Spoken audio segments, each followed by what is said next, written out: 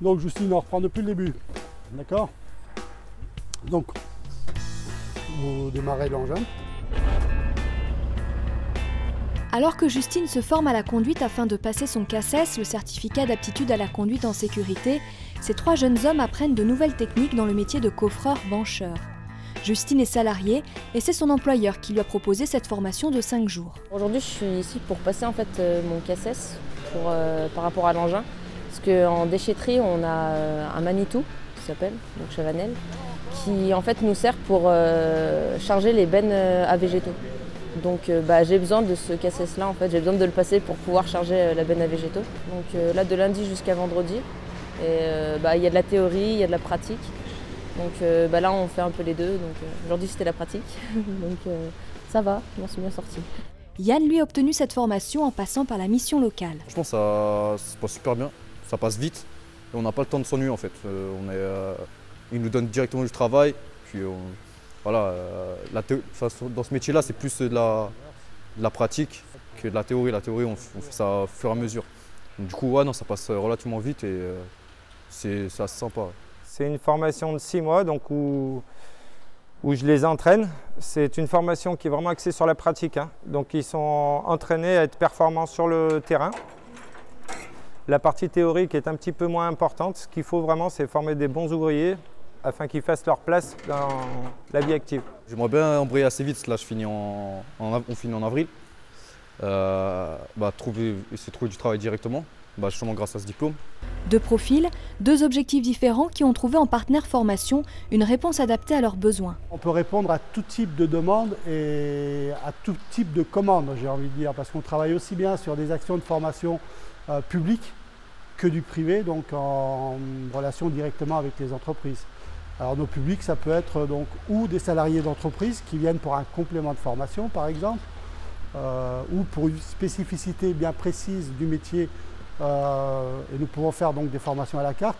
Ou alors nous avons des formations beaucoup plus longues donc, qui permettent de valider des titres professionnels, et là ouvert à tous, mais plus particulièrement sur des commandes publiques. Et pour répondre au mieux aux besoins, ce spécialiste de la formation depuis plus de 12 ans a 2 sites. Ici à la Bâtie, 5000 m² qui permettent des exercices pratiques en situation avec une zone de conduite, une plateforme coffreur-bancheur et un atelier en maçonnerie traditionnelle. D'avoir un outil comme celui-ci, c'est très important. C'est très important déjà en termes d'image par rapport aux entreprises, bien sûr.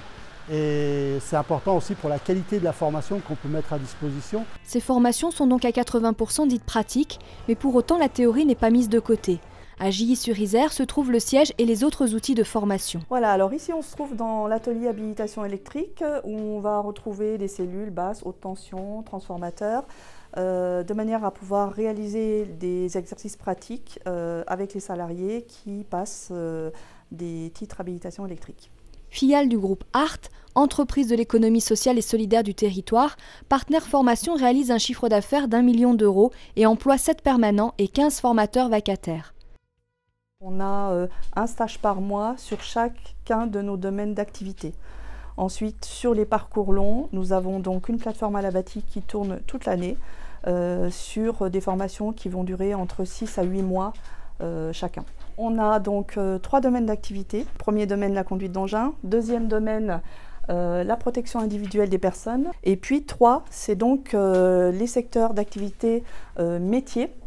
Donc on va retrouver les métiers du bâtiment, maçon et coffreur-bancheur, et puis on va retrouver le métier de cordiste. Ce spécialiste de la formation peut compter sur un réseau d'entreprises, mais aussi d'institutionnels. Un lien permanent au service des besoins du territoire et de l'emploi. Nous nous rencontrons régulièrement pour faire le point sur les formations qui sont développées, pour faire remonter des besoins, faire des constats.